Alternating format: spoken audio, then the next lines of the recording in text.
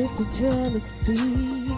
Truth or it's fantasy, yeah. We're doing everything, Cause there's so much to talk about. Sit still, let's prove it out. Bitter and sweet, ice and heat. Let's take a drink of honesty.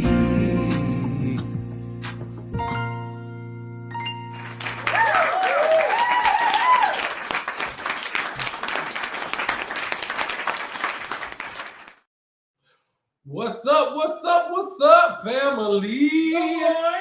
Good morning. Good morning. It is Monday morning, Yes, and y'all already know we here yet for another hour of honesty with the Rutherfords. I'm your boy, Brother Greg, Minister Greg, Pastor Greg, whatever it is you need me to be, I'm there at your service. And I am Sister Antoinette. She sound like Marge. Marge Simpson. No, but what's happening with y'all this morning? How y'all feeling? Come on in, say good morning. Don't be rude. You know your mama and daddy raised you right. Come on, get it together. Come on. Hey, how y'all doing? Good morning. Come on, somebody say good morning. How y'all feeling this morning? It is Monday. We doing all right. It is Monday. It is Monday. Period, point blank. But it's a brand new day, ladies and gentlemen. A brand new day. And if you want to be somebody, if you want to go somewhere, you better wake up and pay attention. Straight up. What's up? How y'all feeling this morning? So listen, had a great weekend. Yes. Full weekend. I think we had a really full weekend, but we have a good time, man. We do. We do pretty good. We have a good time during our weekend. So we had some good time. But this week we get to kind of relax a little bit more. We do. A little bit. Okay. Just a little bit. Look at Sheena. She's on where they come from. You know, girl, she be on it. She be on it. All right. So without further ado, let's jump right in, y'all, because why not? You know, what's steeping in our communities? What is steeping in our community?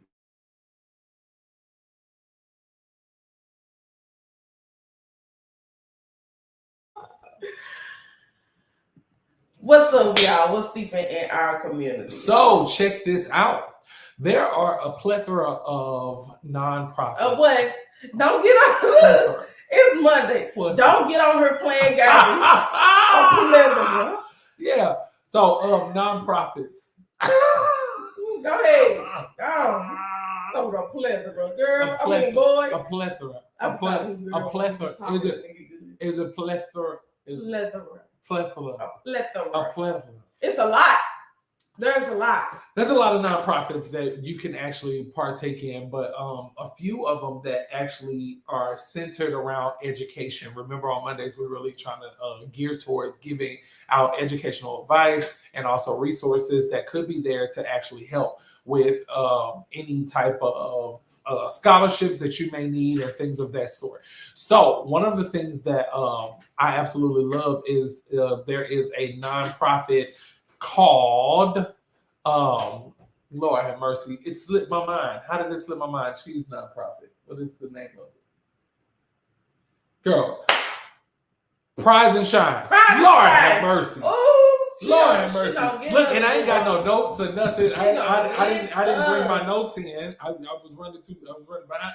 But Prize and Shine is a nonprofit that is geared towards helping young women achieve educational success and also identify themselves and just self-awareness. I know the leader of it, and her name is Chi Anderson.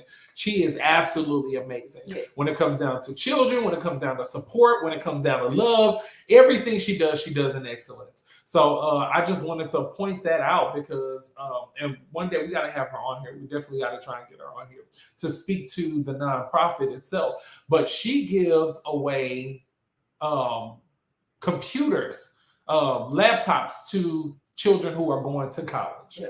So I know she's partnered with a couple of people and has helped out plenty of young people with laptops. So If y'all know somebody who needs resources or needs any help when it comes out of college, or any young women who just wants to know who they are, who are growing and who they are, who need some type of self-awareness, some type of self-care, right? Building up oneself. You throwing me off, man. I'm sorry. I'm knocking stuff over. Reach out to Chi Anderson, but we'll have her contact information, and we'll put that website down at the bottom so that you all can connect. Yes, okay. Definitely will.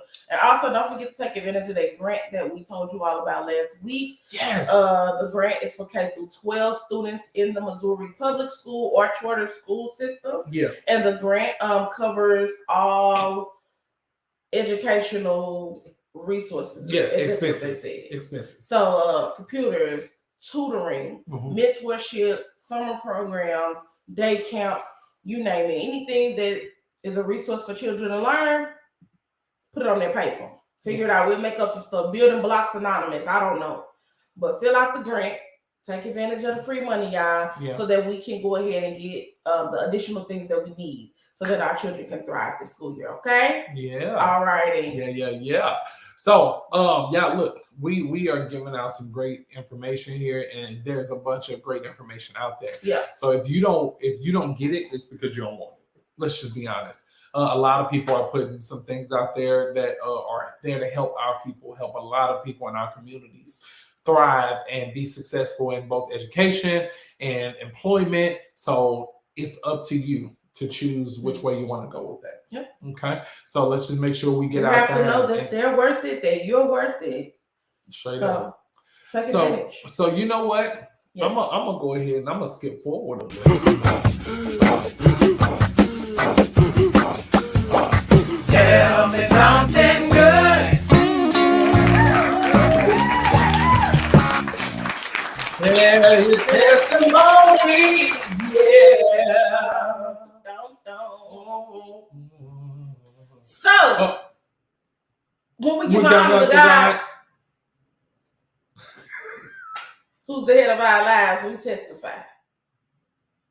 I want to testify. All right, testify. All righty. So the number of children growing up in a two-parent household has increased to 70%. That's huge. For the first time in 30 years. Wait.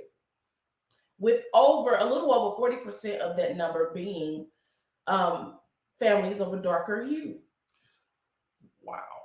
That's big, y'all. Okay, first of all, we need to see some hand claps. No, you need to get the emoji. Whatchamacallit? Oh, I did get it. I just the sound. I be trying to write emoji. Look at you. A mess. What y'all got? Give it up for it. Give it up for the people. On this Monday. Yeah, that's what I did.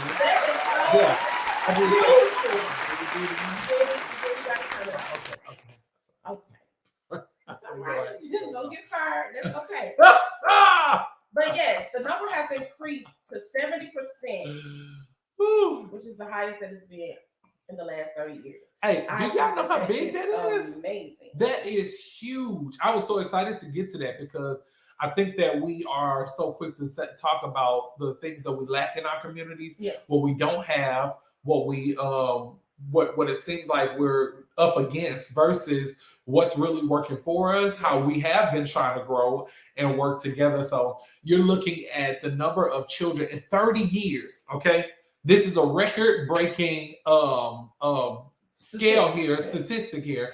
30 years, we are at the highest number of two-parent households, and majority of it is our people. I think that's the dopest thing in the world. I love it. I think that's the dopest thing in the world because you're seeing people saying, I want to be present. Mm-hmm. I want to be present for my children. I want to be present. Break the cycle. I want to break the cycles. And I think that's so good, man. I think it's so good. But also that means that you have a bunch of people who are willing to forgive and bear each other's burdens. Yeah. Bear with each other. Because you know what? We have an issue, y'all. When we get mad, we get mad. So it's always this, get out my house.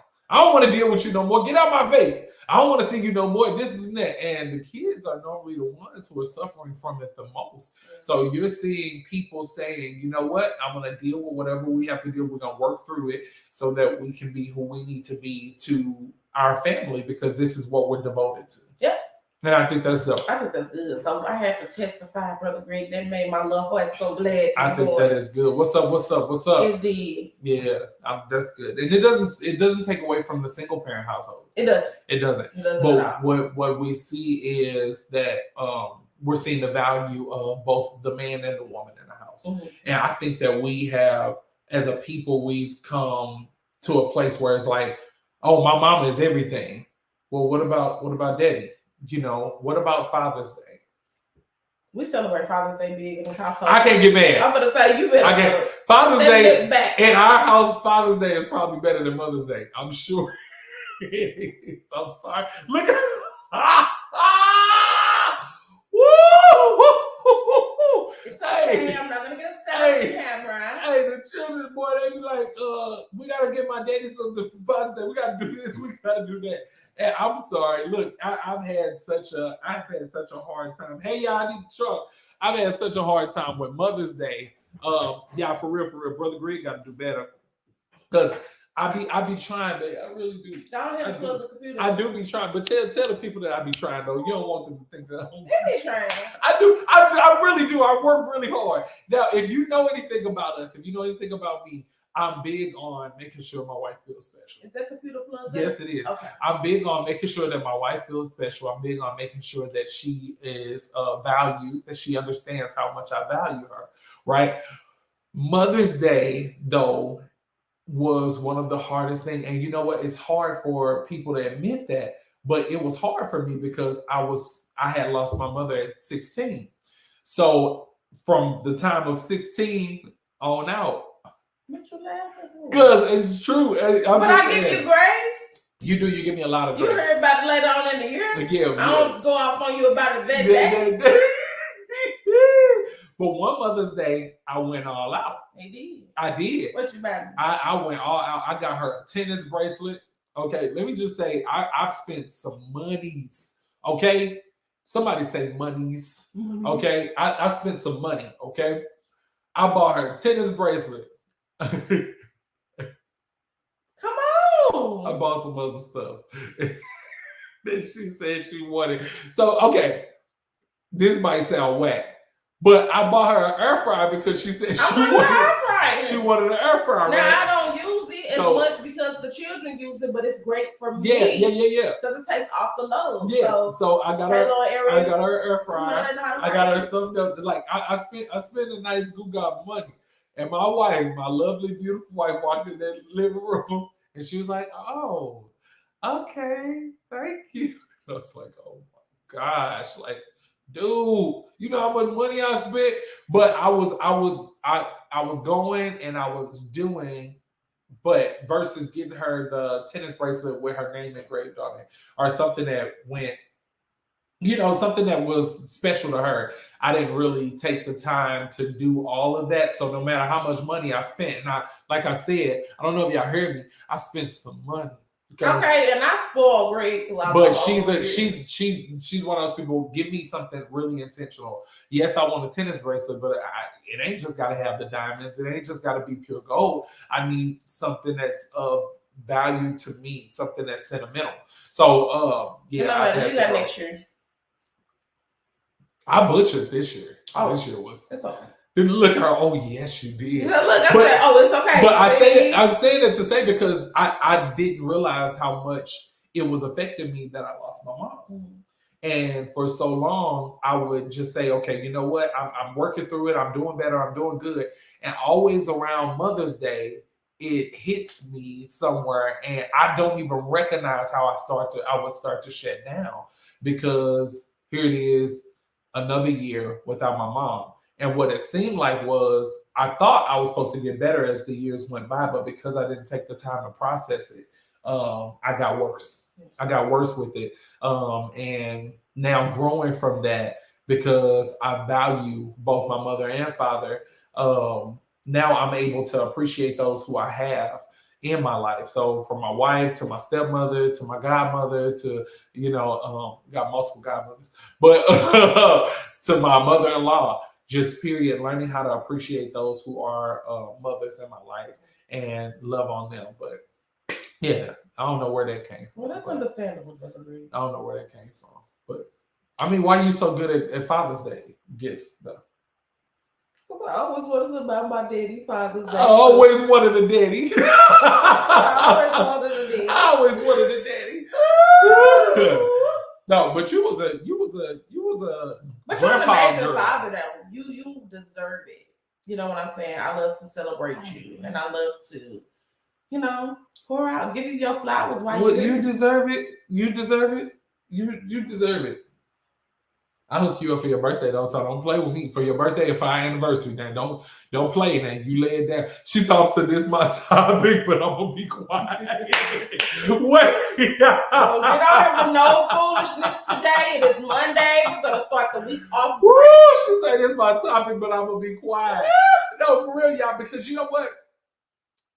Okay, this is not what we're supposed to go, but I'm gonna go with it. We sometimes when we are lacking in certain areas or in certain things, I don't think we take enough time to get to the bottom of why that is. Yeah. You know what I'm saying? Mm-hmm. Like straight up, like even with birthdays were they were not necessarily what's up, fam? They were not necessarily a big deal because we loved having each other for our birthdays.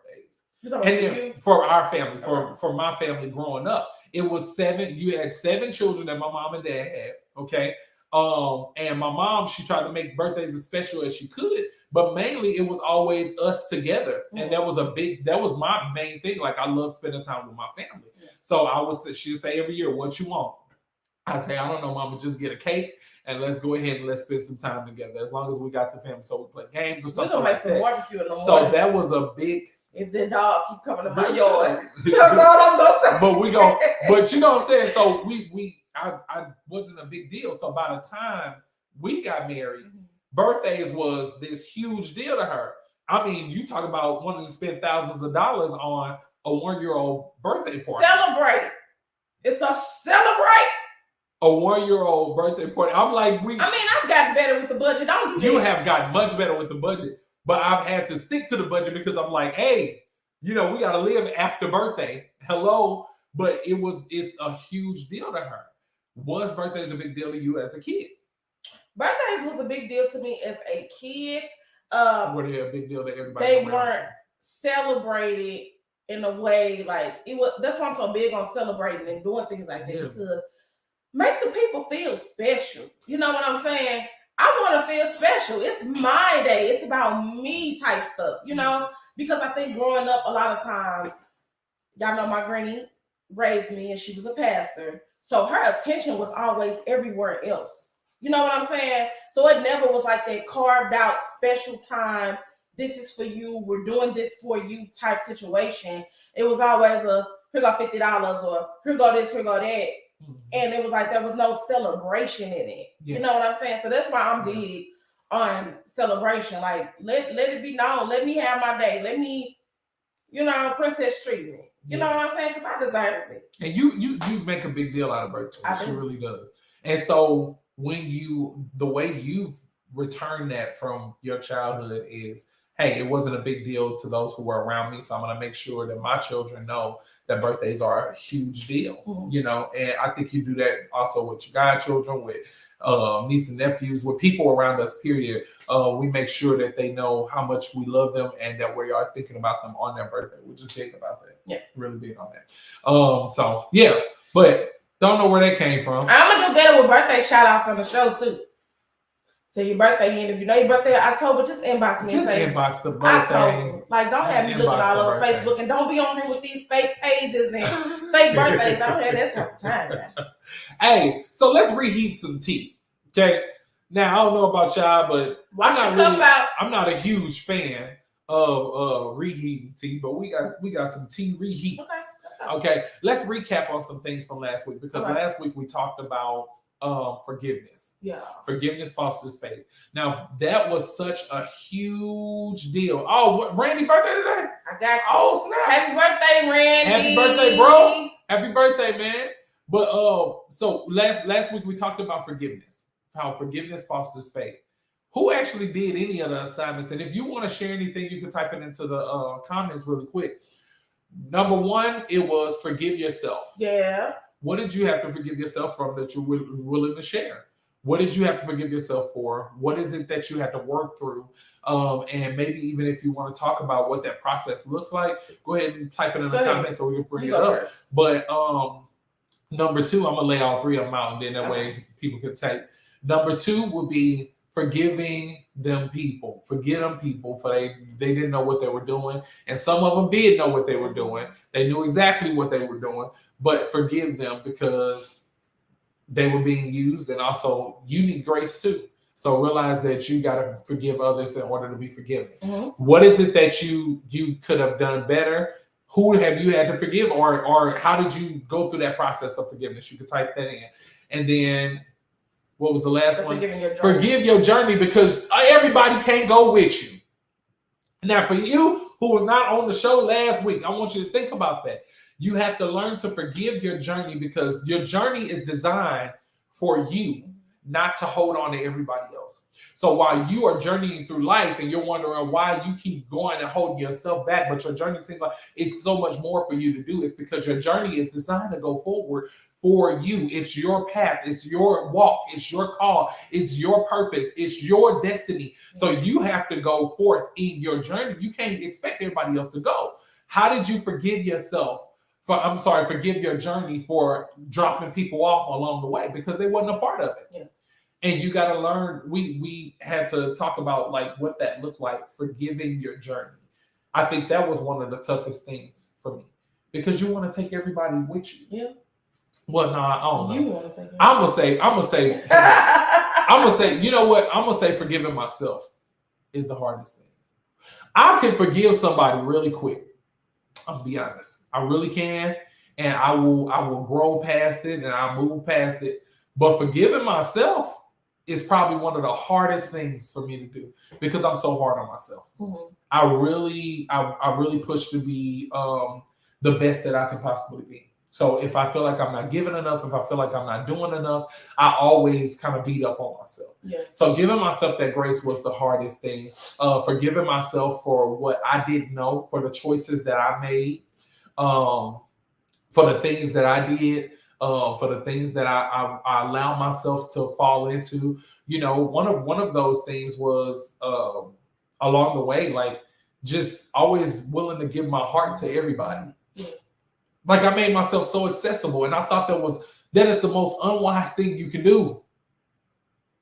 I just being honest, it really is, because everybody should not have access to you.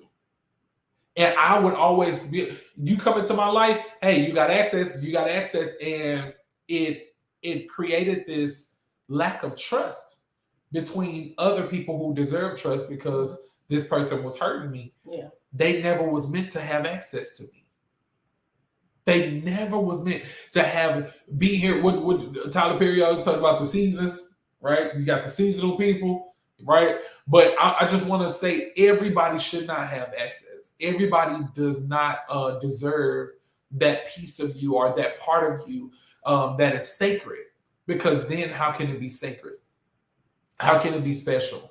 My wife used to say, I used to tell people all the time, all right, see you later. I love you, right? And I used to always call people baby, honey, sweetie. Like, that's just me. That's my dialect. That's what I do. So I'd be like, hey, baby, how you doing? Hey, I love you, baby. Talk to you later. And she like, hold on. I'm baby. I'm the baby you love.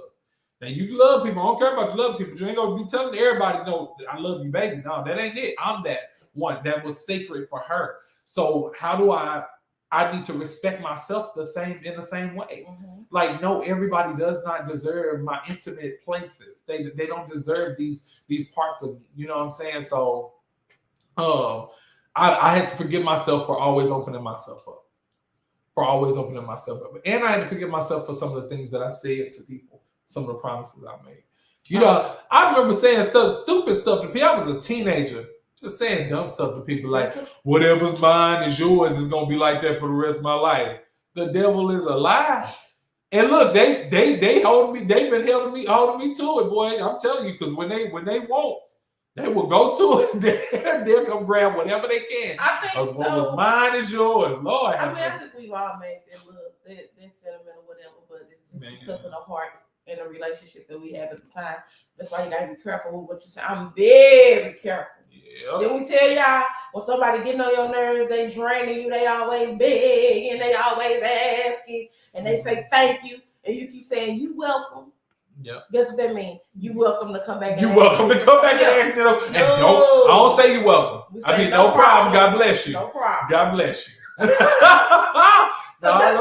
be careful. No, you ain't welcome to ask me nothing else. Okay.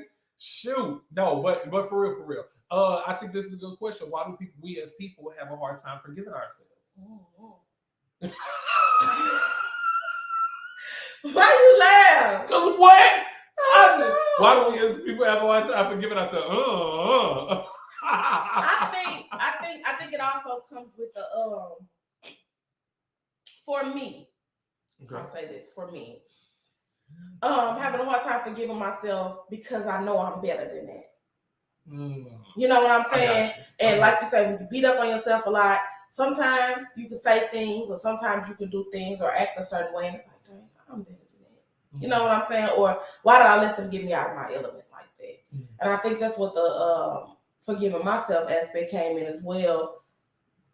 Forgiving myself for allowing others to control me so much and allowing the past to take over everything that, not allowing me to see my blessings and see what's going on in the now, just dwelling. I be dwelling sometimes, y'all. Y'all gotta hear me out.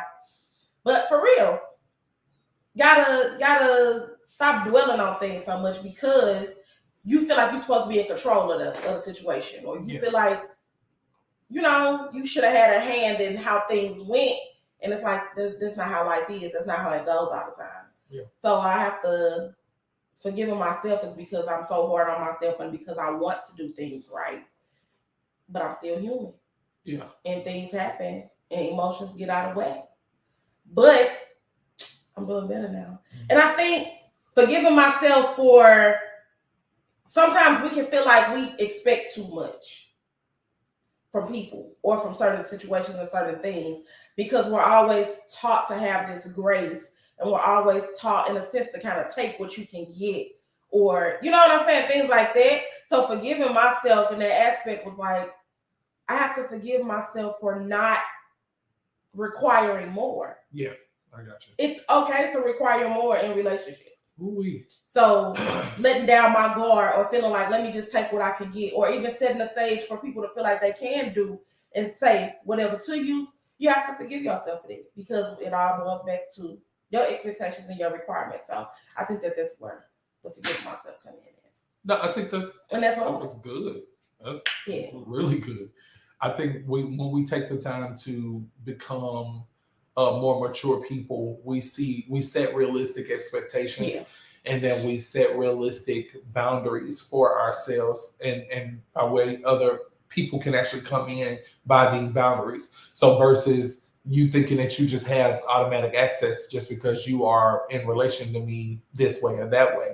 I've had to forgive myself for saying, you know what? No, if I know who you're supposed to be, I'm going to allow you to be who you need to be. But also, like we said last time, forgive and adjust the relationship accordingly when it comes to other people. So people show you who they want to be in your life.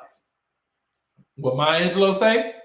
If someone shows you who they are. Are you kidding me? She sound like Darth Vader to you? Oh my gosh. It's a little low. No, she goes from here. When someone shows you who they are, believe them.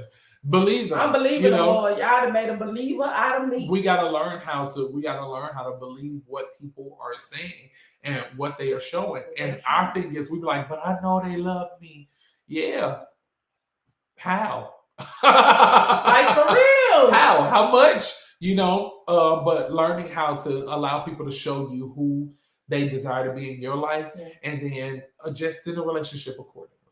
Just allowing that to grow and develop throughout. What did you say? I'm sorry, I'm looking and I'm reading comments at the same time. We only saw self-criticism. True. I think we have spent more time criticizing ourselves. Yeah. Than we do really forgiving ourselves. And we spend more time criticizing ourselves than we do actually taking the time to criticize relationships and connections that we actually have. Which gives us it makes it hard for us to forgive ourselves. Yeah. I think if we spend more time thinking about the full picture, we'll see better results. So how was that with forgiving yourself? What about forgiving others? How hard was that? Would you say that was hard for you? What? What does that mean? I just got mad. What? I mean, yes, and no. Okay. I'll say no because I am a loving person. You know what I'm saying? I'm a loving person. However, I think that my forgiving others, like I said, come with those standards once again. Mm-hmm. Just because you forgive does not mean that they have to have access. Mm-hmm. And I think that that's the hardest part is forgiving and moving on. Because some relationships, that's exactly what they deserve. To be forgiven and forgotten. Well, I made the face because I tell you what is. I say them. No, but but the reason why I made the face is because we can't associate forgiveness with our depth of love for others. Like for real. Yeah. You love them, forgive them, and move on. But not forgiving them doesn't say that you lack love. It says that you're hurt. You're hurt, and there's something that you want to hold on to. So at the same time, I mean, I get it. I think we just have to get to a place where we don't think, hey, I haven't forgiven them. Do I really love them? Or I have forgiven them because I do love them. No, I forgive them because I mess up too, and I need that grace. I'm trying to reap what I sow. You know what I'm saying? I want to sow forgiveness because I know that I'm going to need that. I know that I need it throughout life and throughout the years, but also, like you said, adjust the relationship accordingly. You don't get access to me. You don't get to have me. You don't get to have all that I have and all that I am. No, you don't get that access no more. Yeah. I think that became a problem because some of the biggest processes of forgiveness that I've had to go through are with people that are really close to me. Yeah. You know what I'm saying? And people that you expect to be on the journey with you or expect to have a certain place in your life. And it's like sometimes you can open their door back up too soon and they do something else to make me not like them again. Mm-hmm.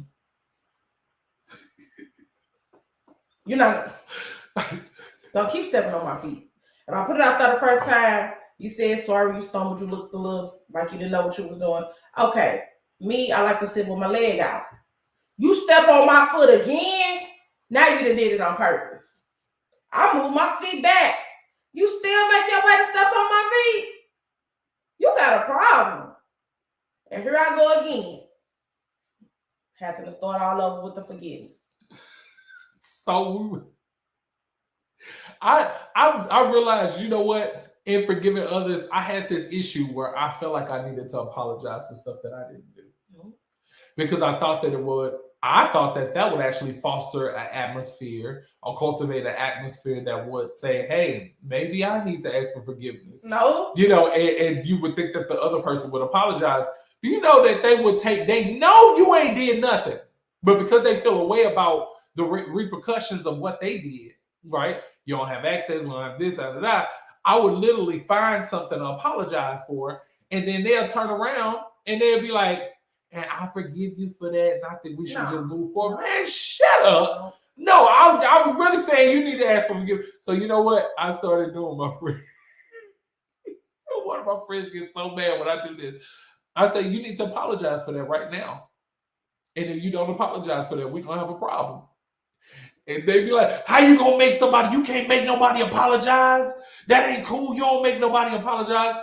You better apologize for it, or else we're gonna have a problem. So I started calling people out on their stuff. I did. Hey, you apologize or else we good. I'm good on you. I'm serious. I won't talk to you. I'm good. I'll cut this off. I forgive you already. But I'm telling you, if you don't recognize you're wrong, if you don't acknowledge it, then I'm out. Yeah. But just because people apologize don't mean they recognize they're wrong. Okay. People apologize to shut you up. People will apologize just to shut you up. You know when somebody really, really mean it. Their actions will change. Their actions. And that's where the apology comes in at. Because when you think apology, you think repentance, right? Mm-hmm. And when you're asking for forgiveness, you turn away. You turn away from that. And that's good to talk about on the Day of Atonement. Today is the Day of Atonement. It sure is the Day of Atonement. But you turn away from whatever the acts are that you are doing. Mm-hmm. And we do it all the time to God, and we don't even recognize how much we need that grace. I just got winded. I don't know why. But we really do it all the time to God. Do we really think about that, though? Yeah, like, do you think about how much you actually say, I'm sorry, I ain't going to do it again, and you keep doing it?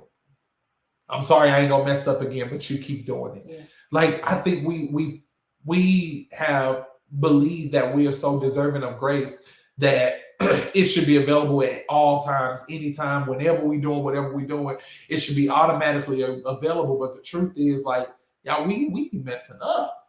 And then got the nerve to be like, I said I wasn't gonna drink no more, but let me just take. Let me take a little sip. I said I wasn't gonna do this no more. Let me take a little sip. How about somebody say, I thought I ain't gonna slap you in your face no more, but let me just get the last slap. Yeah.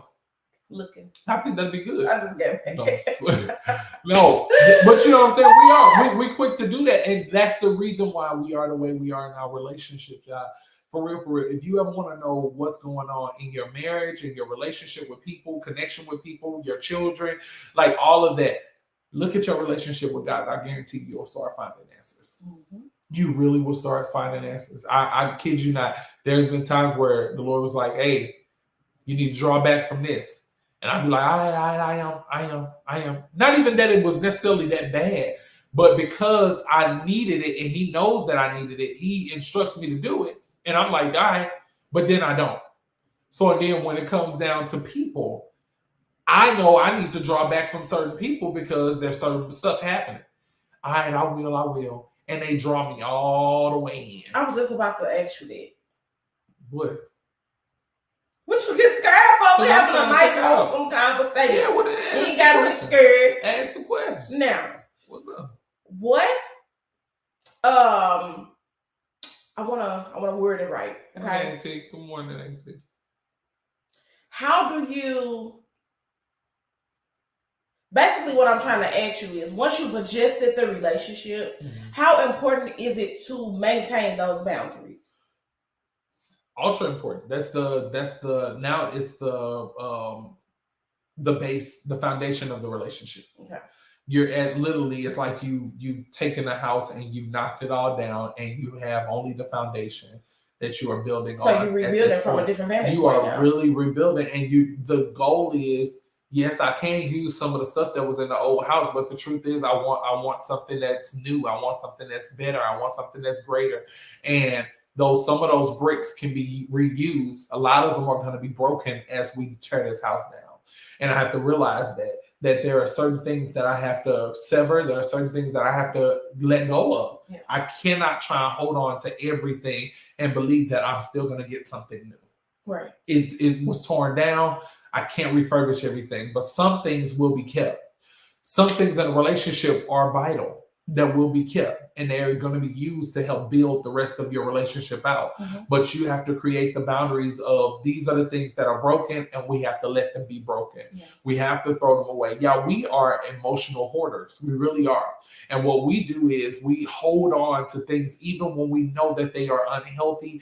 We hold on to them. We say, you know what? I think that this is good. I mean, I know it's not that good, but I feel like it's good for me. And I feel like it's still a part of who we are. It's crazy, ain't we? We so toxic. I ain't never seen nobody celebrate toxicity. We so toxic. High-fiving each other. That's it. Like, come on, man. I think it's cute. It's cute to be toxic, but no, like, if you know that it's toxic, let it go.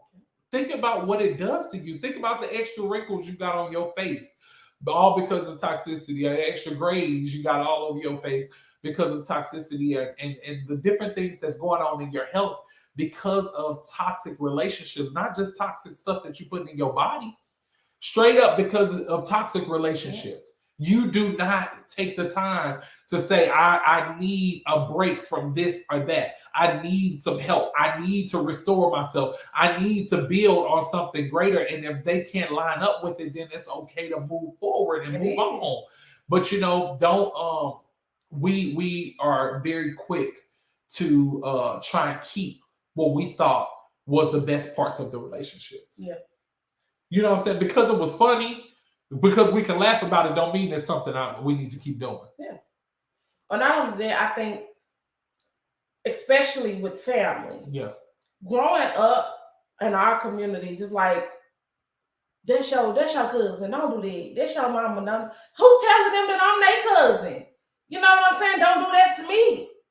My daddy do it to me all the time. I don't care. I don't care. I say it. I don't care. People be trying to be all nice and stuff. My daddy do it to me all the time. My brother and them do something to me. Okay. Now, mind you, I'm one of the youngest of the boys. Okay. 7 of us. I'm number 6. It's 7 children. I'm number 6. And then there are 5 boys total. So I'm number 4 of the boys. And all my older brothers, when they would do things to me or do certain stuff, my mom and my dad would always come in and say, well, your brother, well, you're supposed to be the more mature one. You the child of God. I said, they don't belong to God. I'm trying to figure out how I'm the child of God. They not? Because if they not, then now I got a question for you. Why they ain't? But it's always this, you're the child of God. You know your brothers and sisters. You know the stuff that they do, and you know this, and you know that. And I was always the one being held accountable for things that that was beyond my control. Yeah. So when my brothers or somebody would do something that would try and harm me, it was like, well, they still gonna take up for you when somebody else come up against you. Okay, but you're the one hurting me, so it hurts the most, right? So we can't, just because you mama, daddy, sister, cousin, brother, uncle, all that says is that you had an access that by right, I kind of gave it to you because of who you are to me. But if you abuse it, it doesn't say that you get the right to access it right away again. No, you've abused the access. So now we're going to figure this thing out. I don't know if I want to keep moving forward. And that's why I asked you about how important it is to keep those boundaries. Because I'm going through a process of forgiveness myself. I call it a process because every day I think about something I get mad. I'm just going to call it like it is. Every day, something new that made my flesh crawl. But nevertheless, I'm going through it. And I'm kind of keeping my distance right now. Because conversations will be had and need to be had. But as of right now, I'm just keeping my distance. I'm getting my emotions intact. And so I received a phone call yesterday, and immediately I had to tell myself no, because it was going to take me back around that rabbit trail. Well, I was going to be I didn't even want to get emotionally invested into the situation because I don't have time. I just don't have the time. At this point, in my eyes, and Lord, correct me if I'm wrong, the person is not deserving of it. They're not deserving of the time. They're not deserving of the energy. So I think cutting this show, this, and this show, that person out of the equation, that's already cut. People better not never say that to me. That's cut. But maintaining that boundary, stop it, Greg. Okay.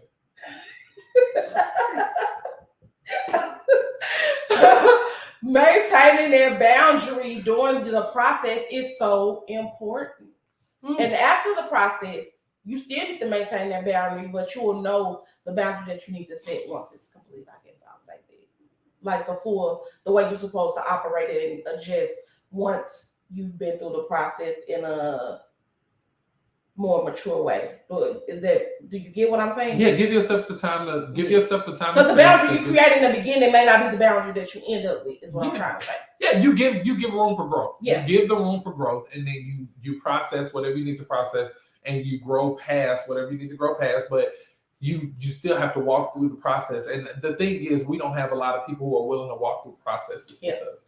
And I think that when we take the time, I know I've experienced that when we take the time to walk through a process with somebody who we know we need forgiveness with, it won't always end up in a therapist's office in the chair, right? It won't always end up in a counselor's office. It probably won't even always end up at the church. It won't always end up in a certain place. It might just end up being, listen, we need time. We've separated our time. Okay, you my friend, or you my cousin, or you my brother, you my sister, whatever. We need a little bit of time, and then we'll come back together when it's time to come back together. And that's it. We'll build that thing out. But learn how to do that and require the people to walk through the process. Yeah. Because there's a reason why when we watch these shows, right, or even if you know somebody who's been through therapy in their life, at some point, the therapist or the counselor would say, hey, I think it's best for you to bring this person in. It seems like they're vital to the conversation. It's best to bring this person in. Why do they suggest that you should bring mama, daddy, cousin, brother, sister, best friend, whoever into your therapy session? Well, why should my friends be a part of this? Or why does anybody need to come in? The truth is because they are vital to it. But we need to see how willing they are to walk through this process. This is a part of your healing. And if they're going to be a part of your life, they have to walk through the process of healing with you. If they're not willing to, realize this: when you heal, whatever's closest to you is what is bound to what you're healing on. So if they've been a part of this wound, or they're a part of that body part that's been broken, now if they want to be adjusted, then they have to come together and come in alignment. If they can't be a part of that healing process, they be removed and something else to be put in place so that you can heal properly. Everybody feel like they should have access and have the right to stay, even when they know they're not doing what they need to do to walk through process with you. Yep. And so I was there for the phone call. And with that, the first thing I do, and you know what? I'm gonna be honest. I'm a person, I am one of those people because it was done so much to me, I guess. I'm just realizing this right here on the show. So come on, guys. Sorry. That's worth it. Come on. Sure. But I am quick to say, you know what? That's your daddy, that's your mama, that's your brother, that's your sister. Let's figure out what we got to do, because that's what my family does. Like I said, we're a bit quick to, my mom and dad would quickly tell us that. So we do that, but I'm not always doing it from the most genuine place. You know, I'm gonna keep it real. Sometimes I'm doing it just to say, at least I got it out. Because I don't want nobody saying that, well, you knew that I needed this, or you knew that I could have forgave them, or you knew I was hard for some blah, blah, blah, da, da, da, help me through it. But you know what I'm committed to do? Because I love you so much. This is what I'm going to do. I mean, you asked me to marry you, so you better do whatever you need to do. So say the right thing now. I'm committed to making sure that I hold other people accountable in your life as well. Oh, okay. When it comes down to relationship, because you know what, I am quick to say, oh, well, that's your mom, that's your daddy, that's this, that's that. No, forget all of that. No, like y'all hurting people, and you know what you're doing. You know what you're doing, and you keep on doing it, and it's not okay. So when you got the phone call yesterday, as bad as I felt, the first thing I said, what did I say? No, let them call somebody else. Exactly. No. Call somebody else. Heck no. Because I know what we've done. I know who you've been. Heck no. Call somebody else. No. You ain't getting this access. No. No. No. No. Hey. No. No. Oh no. No. Okay, I'm gonna stop. But he true. He told the truth. He ain't told not one lie sitting there on this lie. For real. But you know, it's the truth. Like I'm quick to say, you. And time. That's your whatever. I appreciate whatever. That's your cousin. That's your friend.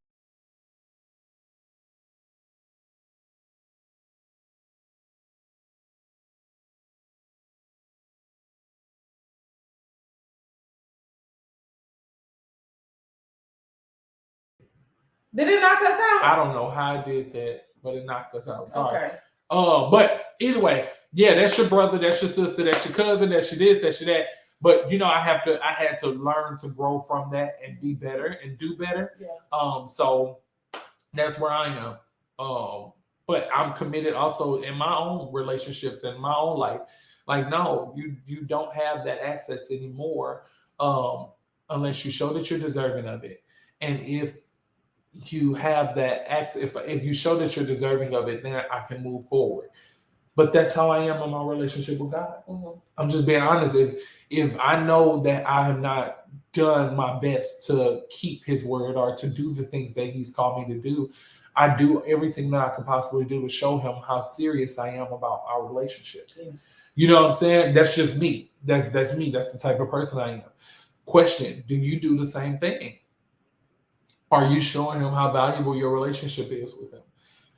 And like I said, sometimes we can look at relationships with others, and whatever we allow is most likely what we've actually put out there, possibly. But we think, oh, I'm a good person, and I'm just such a loving person. Yeah, a whole lot of people is, but God was loving too. And the question is, do you treat him the way people treat you? That's a sting. That's a hard part right there. But we see him as the invisible God, so we like, nah, I think I do this better. Well, God gonna forgive, or God gonna move past. No, you just not looking at him every day. It ain't that he invisible. You just not looking at him every day. You ain't going to see him every day. So you haven't spent enough time to know what his heart feels concerning you and the things that you've done to him. Once again, it's the process of forgiveness. Have you walked through the process of forgiveness? So, yep. What about the journey? It took the whole day. The whole time. The whole day. The whole time. Right. No, so forgiving your journey, I think we spoke on it a little bit earlier, but forgiving yourself for letting people, for having to leave people behind.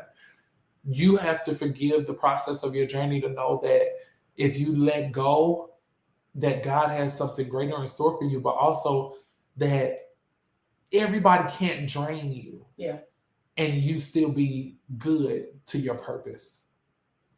If you have allowed everybody to drain you, then what good are you going to be in fulfilling what you needed to do? That's what they come in at. Because people are so scared of what the opposite of toxic looks like. They are out here dysfunctionally functioning. So just because it's functioning doesn't mean that it's functioning properly. Mm-hmm.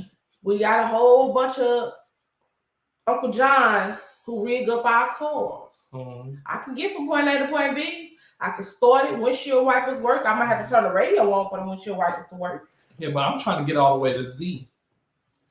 And they just don't set it up that way. They don't rig the car up that way. They don't, man. They be messing it up. So because it's functioning, don't mean that it's functioning properly. Yeah. And I think that once we understand that, a lot of people don't even know what a proper function is. Mm-hmm. You know what I'm saying? What does this supposed to look like? What is stop doing it? What is this supposed to look like? You know what I'm saying? Yeah. And then, my bad. Like I say, for the longest, you deal with toxic stuff for so long, you don't know what life is like without it.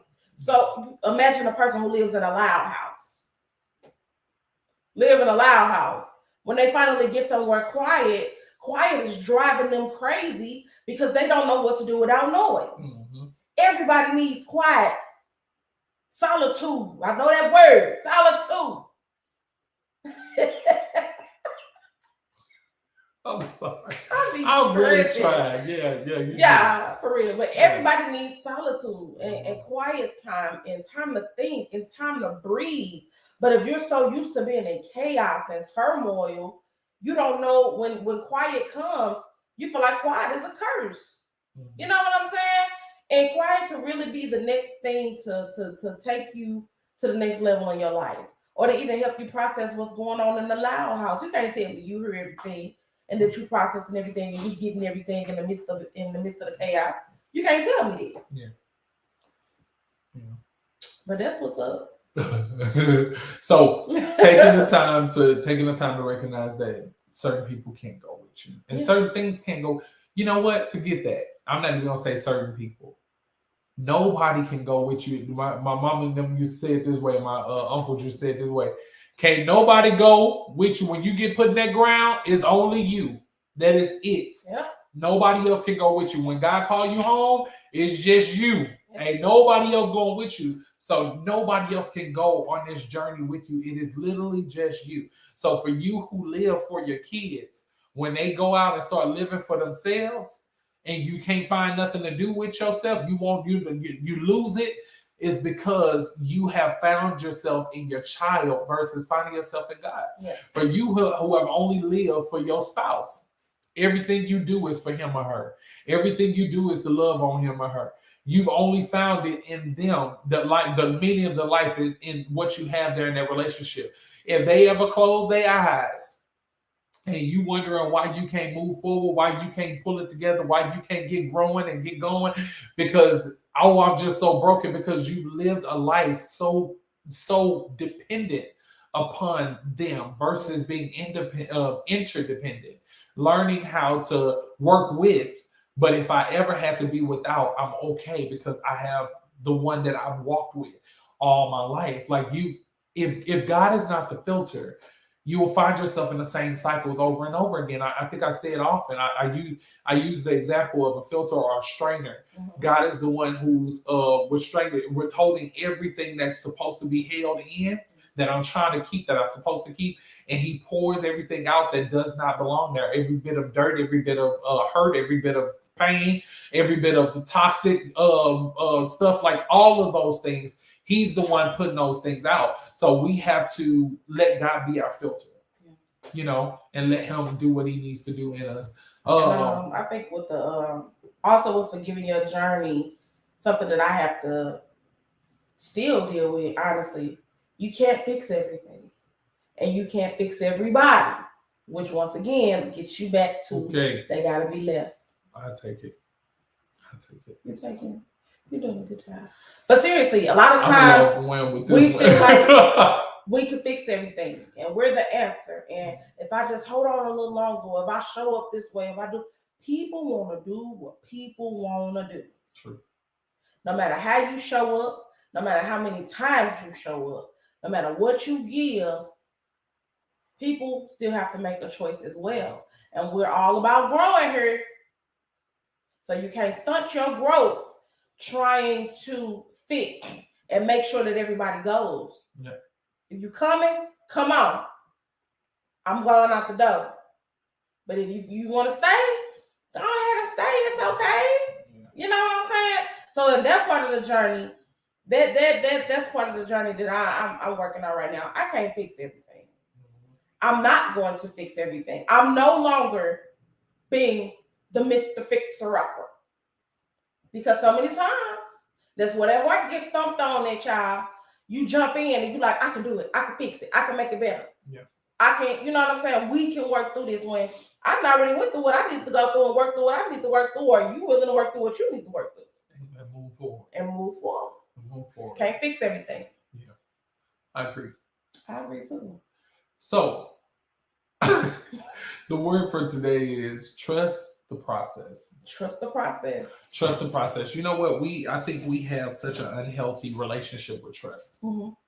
We trust everything that ain't good for us, and we trust the stuff. We can't trust the stuff that is good for us. Ain't that crazy? The stuff that we know is going to help us and develop us, we won't trust it. We won't trust the process. We won't trust what it takes. But instead, we take the time to try and build some type of trust with the people that we know are going to hurt us, with the people we know are going to continue to repeat the wrong. We even trust ourselves in the things that we know is not right. So the what? Trust, put that on there. The sip on this. The sip on this is. Hold on. You finna mess up. You finna put Mary Cloud Bethune on. Lord have mercy. Yeah. Yeah. Sip on this. Yeah. Sip on this. Sip on this. Trust the process. Everybody write it in the comments. Trust the process. Trust the process. Trust the process. Whatever that looks like, trust the process. Yeah. But don't cheat the process. Ooh, that's good. Trust the process, but don't cheat the process. Like we cheat during the process. Tell the truth. Tell the truth. We do. Don't you? And so when we... What are you saying? Because I already told them how I operate in the gym. So what are you trying to do? We trust you. If you trust the process, don't cheat the process. Don't cheat the process. We are quick to say, you know what? I trust... This is a part of how we growing. This is a part of how we building. Like, no, man. Like, no. If you know it's unhealthy, the process is saying release. Yeah. There is not one doctor that you will go to that will sit. What'd she say? Like eating Mama Kim's cake when you shouldn't. Auntie, if you came to clown today, I'm not gonna play with you today. But trust that process. Trust the process. Don't cheat the process. Trust folks. Folks, trust it when it gets uncomfortable. Until it gets uncomfortable. Like straight That's good. up. And build that thing out. Listen, don't keep cheating yourself out of what. I remember when I would go to the gym, you know what the trainer told me, cheat yourself, don't treat yourself. I mean, treat yourself, don't cheat yourself. They would say, if you cheat, because when I would do my squat, I only go so low after a while because my legs be hurting up a storm. And they say, if you still have to go through the process. But if you cheat through the process, you won't get the results because you haven't really fully processed it. So you still got to sit here and do it because this is the time you paid for it. Why not just do it right? It's going to hurt, but do it right. There's no doctor that's going to tell you, hey, you know what? This is hurting you. It's killing you. Keep on doing it. They might tell you, look, this is going to help you better, and it be killing you off. Now, they might give you that. But ain't no person in their right mind going to come to you and say, it's killing you off. You're dying. Keep doing it. Keep on doing it. I'm proud of you. Nobody's going to do that. Stop doing it in your relationships and your connections in your life. Trust the process. If the process is showing that it's time, I know I love you too, Auntie. If the process is showing that you need to let go, let go. Yeah. Let go. And listen, be okay with the fact that sometimes you won't have a conversation to let go. You just got to let go and let people find out themselves. But sometimes it will require a conversation. And you'll know because if you have tried to let go before and didn't have a conversation and then turn around and now you let go again, and you need to have a conversation now so that the person knows, hey, I'm letting you go. I'm letting you go. And this is why. We've done this too many times. I've been in this cycle too many times with you. And me personally, the only person I'm trying to be in a cycle with is myself. And for the women, you know what that is monthly. That's the only cycle you need to find yourself in. Okay? But other than that, no, I'm not going to keep on going these rounds with you because you don't deserve it. You don't deserve it. And I'm not going to keep cheating myself, making myself believe that you're going to give me something better when you promise it, knowing that you've never shown up. You've never done it. It's okay to let go. And today, I let you go. Listen, for those of you, if it's a father, I have a father. And listen, he'll send, my heavenly Father will send more my way. Yeah. If you can't own up to be who you're supposed to be, I have a Father and I'll move forward accordingly. Trust me, I'm going to take everything that you've given me, everything that I am, that I've become, I'm going to take it and glorify God with it. But I cannot allow you to be connected because it's draining me. Some of us, we think that because our parents are our parents, we allow them to drain us. And then we turn around and friends who are friends, they drain us. And we say, oh, well, I'm a faithful friend. I'm a loyal friend. No, if it's draining me, then I'm done. I'm a done friend. I'm done. Okay? What was my friend to the end? What was my friend? This is the end friend. Words of Chucky the dog. Okay, the wisest. No, just for real. This is the end friend. Look, but what was the phrase that I used to use all the time? What? Oh, with Pastor Jim. What was it? I no longer desire a relationship. Oh yeah, I no longer desire a relationship. I no longer desire a relationship. I remember I told somebody that boy they about melted down. What do you mean you don't desire a relationship? What I said. No longer desire a relationship. What I said. And I meant what I said. And guess what? I adjusted the relationship accordingly. And you don't have the access that you once had before. I'm very serious. And when I say it, I mean it. When I be like, hey, I'm good on you. because it takes me a while to get to that point. But now I'm getting there a little bit faster. I'm just being honest, because once you show me that you don't want to be a part, I'm okay with adjusting life according. Hey, we only supposed to be acquaintances. I only supposed to speak to you when I see you. Okay. That's good. God bless Don't you. treat yourself. Treat yourself. Don't cheat yourself. Not just in the process, but in trust the process. Everything. Sure. Don't cheat the process. Don't cheat it. Make room. Walk through it. All right? Clean house. Do what you got to do. In Jesus' name. Amen. I'm Antoinette. I'm Greg, Brother Greg. Y'all know my name. I love y'all big time, man. Thank y'all so much for joining us for yet another hour of honesty. Peace.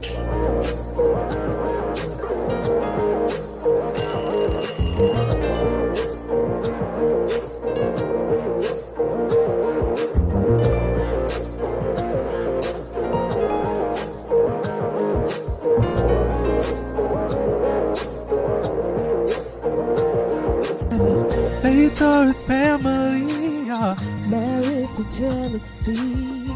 Truth or its fantasy, yeah. We're doing everything, Cause there's so much to talk about. Sit still, let's brew it out. Bitter and sweet, ice and heat. Let's take a drink of honesty.